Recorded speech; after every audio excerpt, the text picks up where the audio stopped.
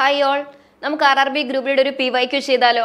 ഒരു ബാഗ് 10% 11% ലാഭത്തിന് വിൽക്കുന്ന വിലകൾ തമ്മിലുള്ള വ്യത്യാസം 11 ബാഗിന്റെ വാങ്ങിയ വില എത്രയാണ്? അപ്പം ഏതോ ഒരു ബാഗ്, അതിന്റെ ഒരു കോസ്റ്റ് പ്രൈസ് ഉണ്ട്, വാങ്ങിയ വില അല്ലെ, അതിനെ 10% ലാഭത്തിൽ വിറ്റു, അത് ഒരു സെല്ലിംഗ് പ്രൈസ്. പിന്നെ അതിനെ തന്നെ 11% ലാഭത്തിന് വിറ്റു എന്നുള്ള കാര്യവും പറയുന്നു അല്ലെ.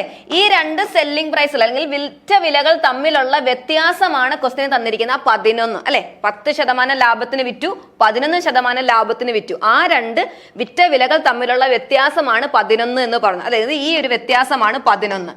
ശതമാനം നോക്കിയേ, ഇത് ഇത്രയും 10%, ഇത് ഇത്രയും 11%. അപ്പൊ ഈ വ്യത്യാസം എത്ര? 1% അല്ലെ. അപ്പൊ 1% എന്ന് പറയുന്നതാണ് 11. എങ്കിൽ നമുക്ക് വേണ്ട എന്താണ്? വാങ്ങിയ വില. വാങ്ങിയ വില എന്ന് പറഞ്ഞാൽ എത്ര ശതമാനമാ? 100%. അപ്പൊ 1% 11 ആണെങ്കിൽ 100% എത്ര ആണ് അല്ലെ? 1100. ക്ലിയർ അല്ലേ? Option B. Stay tune for more updates.